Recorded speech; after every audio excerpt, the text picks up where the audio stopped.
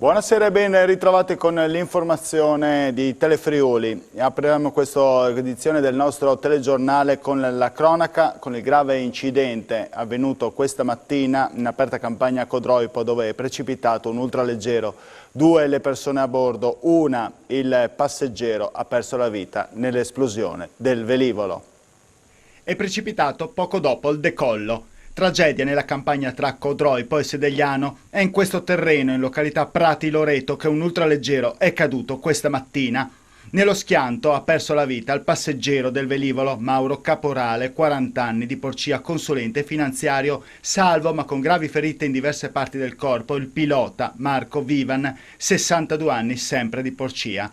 Erano da poco passate le 9:30 quando, per cause ancora in corso d'accertamento, il velivolo partito dall'aviosuperficie Il Casale sembra abbia perso potenza al motore. Il pilota, accorgendosi del problema, ha cercato di virare per tornare al campo di volo, una manovra inutile. L'ultraleggero ha perso quota schiantandosi al suolo. Ne è seguita l'esplosione che non ha lasciato scampo a Caporale, mentre Vivan, pilota, che vanta una buona esperienza, è riuscito a salvarsi grazie all'arrivo dei primi soccorritori. Ora è ricoverato all'ospedale di Padova al reparto gravi ustionati. Sul posto sono giunte 2 squadre del locale distaccamento dei Vigili del Fuoco di Codroipo con il supporto di un'ulteriore squadra, l'autobotte e il funzionario di guardia, giunti dalla sede centrale di Udine. I pompieri, assieme ai carabinieri e alla polizia locale, hanno operato tutta la mattinata per la messa in sicurezza dell'area.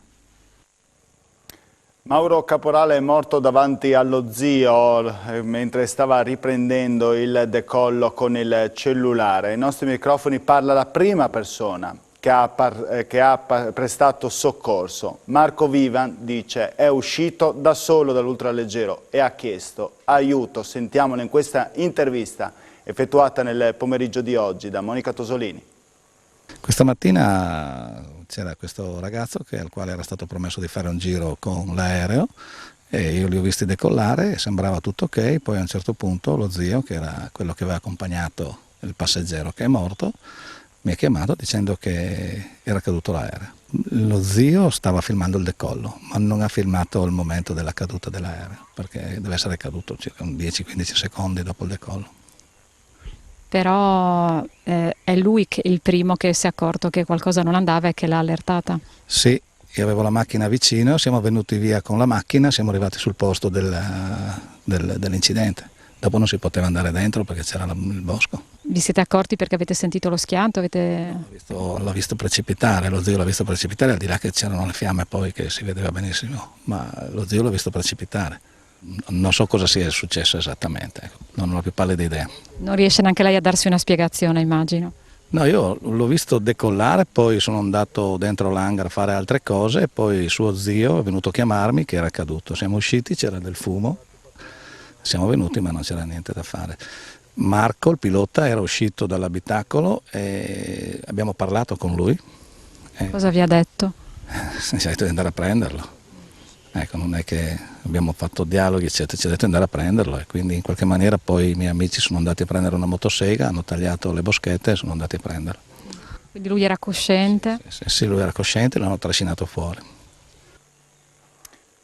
A conoscere molto bene Marco Vivan è l'ex sindaco di Porcia, attuale presidente dell'Aeroclub Pordenone Stefano Turchette. Marco racconta, raggiunto telefonicamente dalla nostra redazione, aveva fatto il corso e conseguito il patentino di volo all'aviosuperficie La Comina nel 2003. Per tanti anni ha volato assieme a noi prima di trasferirsi 5 anni fa con il proprio ultraleggero alle Casale di Codroipo. È un pilota preparato, abilitato al volo, in regola con le visite mediche e con gli attestati. Non sappiamo cosa possa essere successo, faremo tutte le verifiche a partire dalla prossima settimana. L'ultima volta che l'ho visto, 20 giorni fa, proprio in Comina.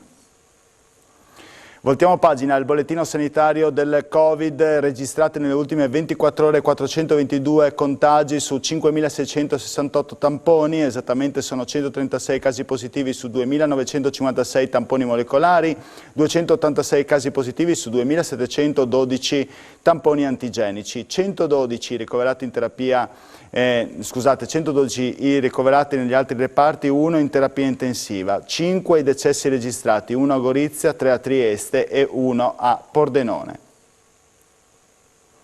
E ora parliamo di Proloco. Sapori di Proloco rappresenta la ripartenza delle sagre dopo i 2 anni di Covid. Proprio nella splendida cornice di Villa Manin si è svolta oggi l'Assemblea regionale, un movimento con 20.000 volontari che punta a riempire piazze e comuni con 1.400 eventi solo quest'anno come nel periodo pre-pandemico. Sentiamo il presidente Walter Pezzarini e l'assessore regionale Sergio Bini. I presidenti delle Proloco della nostra regione abbiamo voluto dare un segnale molto forte a loro della ripartenza. Questa manifestazione che è partita la settimana scorsa e continua ancora per questo fine settimana è stato un segnale molto forte di ripartenza, cosa che hanno recepito i nostri presidenti, perché dopo 2 anni di chiusura serviva proprio un segnale. La presenza delle autorità che ci sostengono in questa iniziativa è stato molto importante. L'evento continua anche in questo fine settimana, c'è già la presenza molto forte di diversi visitatori qui a Villa Manin, continua oggi pomeriggio e domani per tutto il giorno. Quindi chi vuole venire c'è spazio per tutti, si possono degustare 55 piatti diversi che provengono dalle nostre Proloco, che sono poi quei piatti che ognuna presenterà quando organizza l'evento nel proprio paese. Abbiamo aspettato 2 anni e mezzo, adesso siamo ripartiti e siamo ancora qua, cantava qualcuno. Insomma, sto facendo il giro in questo meraviglioso parco, in questo meraviglioso luogo di tutte le Proloco. Ogni Proloco presenta il suo piatto caratteristico, insomma, delle giornate di festa assolute. Io voglio ringraziare l'associazione Proloco del Friuli Venezia Giulia, voglio ringraziare il presidente Pezzarini per il gran lavoro che ha fatto, soprattutto in questi 2 anni difficili, dove anche le cose più semplici risultavano difficili nell'essere portate avanti. Quindi grazie ai 20.000 volontari delle Proloco del Friuli Venezia Giulia e ritorniamo a vivere. Un percorso che unisce 3 comunità e ne racconta la storia e la cultura, e questa è l'idea alla base del progetto Il Cammino del Confine, che si sviluppa tra Ialmicco, San Vito al Torre, Visco e Nogaredo al Torre. È stato inaugurato oggi il percorso di 10.000 passi di salute Il Cammino del Confine, un progetto sostenuto dalla Regione Friuli Venezia Giulia e coordinato da Federsanità ANCI e FVG, al quale hanno aderito ben 70 comuni per 59 percorsi in tutta la regione. Il cammino si sviluppa attraverso un circuito ad anello su strade sterrate che tocca i borghi rurali di Ialmicco, San Vito al Torre, Visco e Nogaredo al Torre. Oggi inauguriamo il Cammino del Confine. Questo è un progetto che coinvolge 3 comuni, San Vito al Torre, Visco e Palmanova, nella costruzione di un progetto di prevenzione cardiovascolare che è stato implementato dalla Regione durante questi anni. In effetti il beneficio di camminare è veramente importante dal punto di vista della salute, perché la salute si guadagna facendo prevenzione e non aspettando di ammalarsi. Il Comune di San Vito al Torre è il capofila del progetto Il Cammino del Confine, facente parte del progetto promosso dalla Regione Friuli Venezia Giulia in movimento 10.000 passi di salute, coinvolgendo anche i comuni limitrofi di Palmanova e di Visco. La scelta di questo territorio naturalmente è legata alla storia dei nostri siti, in quanto in questo territorio c'era il confine tra l'Italia e l'Austria. Ha riscosso grande successo ieri la nuova edizione del Ceghedaccio, appuntamento che era saltato negli ultimi 2 anni a causa della pandemia. Migliaia di persone provenienti anche da fuori regione si sono date appuntamento al padiglione sede della Fiera di Udine per una serata tra musica, canti e balli e tanta gioia di ritrovarsi. Un'edizione così partecipata, festosa e allegra non ce la ricordavamo da anni. Così Carlo e Renato Pontoni, anime della manifestazione, commentano l'ultima serata del Ceghedaccio, il grande evento dedicato agli appassionati di musica anni 70, 80 e 90, tornato in pista, è proprio il caso di dire, ieri sera, come tradizione vuole, al padiglione 6 della Fiera di Udine. 2 anni di stop forzato a causa della pandemia, mai successo fino ad ora nella storia del Ceghedaccio, non hanno quindi spento l'entusiasmo del colorato pubblico che in ogni edizione ha sempre richiamato migliaia di persone provenienti non solo da tutta la regione, ma anche dal Veneto e dalla Slovenia. Carlo e Renato Pontoni hanno fatto suonare i dischi rigorosamente in vinile, facendo ballare il pubblico sulle note dei più grandi successi di sempre. Rigorosissimi, come da tradizione, gli orari di inizio e fine serata, che rappresenta semplicemente non solo un'occasione per ballare, ma anche per un sano divertimento in compagnia in assoluta sicurezza, a maggior ragione dopo un'attesa così lunga. Iniziata alle 20 con il buffet e musica live, la festa è proseguita fino all'1:30 di notte per la gioia di tutti i partecipanti. E ora veniamo all'impresa del friulano Alex Camera, che sulle strade di Montereale Valcellina ha trainato 2 autovetture per 100 metri in una strada in salita con le forze di braccia e gambe. Questo gli varrà l'ingresso nel Guinness dei primati. Vediamolo. Vai. Un vero record mondiale quello del friulano Alex Camera, che sulle strade di Montereale Valcellina ha compiuto un'impresa unica: trainare con la forza del suo corpo 2 auto per 100 metri e per di più in salita, e ce l'ha fatta in un tempo di 3 minuti e 53 secondi. Il tutto certificato e pronto per essere riconosciuto come Guinness World Record. L'atleta pordenonese, che già in passato ha dimostrato in molti modi la sua enorme forza, alla fine era stremato ma felice. Oggi è una giornata impegnativa e ho fatto un bel record, era un po' che mi stavo allenando per questo, e trainare 2 automezzi del peso totale di 2500 kg per la distanza di 100 metri e con una pendenza in questo caso di 75 metri per 100 metri. I dati verranno spediti al Guinness World Record per questa certificazione. Da un record all'altro, Alex è già concentrato per il prossimo obiettivo.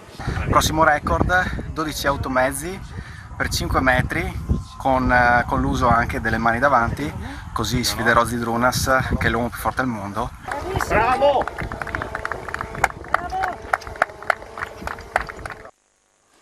Si è svolto oggi a Rivoli di Osoppo l'Airexpo 2022 all'aviosuperficie della Fondazione Lualdi, un'esposizione dedicata a tutto quanto è cultura del volo, rivolta agli appassionati e curiosi del mondo dell'aeronautica. Aerei e accessori sono stati contenuti dell'iniziativa fortemente voluta da Gabriele Lualdi, il quale assieme alla sorella Carla ha istituito l'anonima fondazione per ricordare il padre Leopoldo, che fu tra i pionieri del volo ma anche imprenditore e inventore. Suo infatti il primo brevetto del primo elicottero italiano che fu adottato anche dall'esercito. In mostra ad Airexpo anche i velivoli d'epoca dell'Historical Aircraft Group e la possibilità di provare l'emozione di pilotare un aereo nel simulatore di volo all'avanguardia.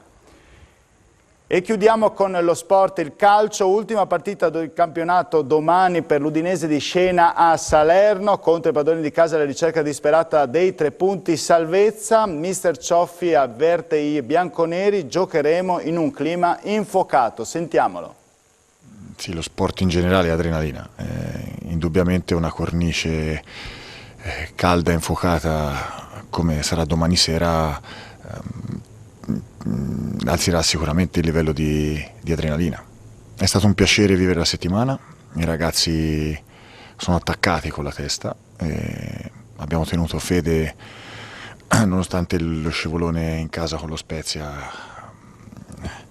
che ha lasciato un po' d'amaro a tutti, ma abbiamo tenuto fede a quello che ci eravamo promessi, cioè di andare in vacanza il 23 maggio. E quindi l'obiettivo è di fare una prestazione solida e robusta e ambiziosa. Allora, la partita dell'andata è passato.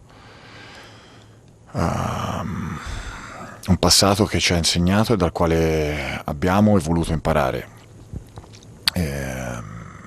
Domani ci aspettiamo più partite nella partita come sempre e il primo scenario che prospettiamo è quello di una Salernitana diretta che proverà a schiacciarci là, che proverà a far gol subito, che sarà maschia nel gioco e noi terremo botta. Non ci sono altre notizie, a me non resta altro che ringraziarvi per l'attenzione e augurarvi buona serata a tutti. Arrivederci.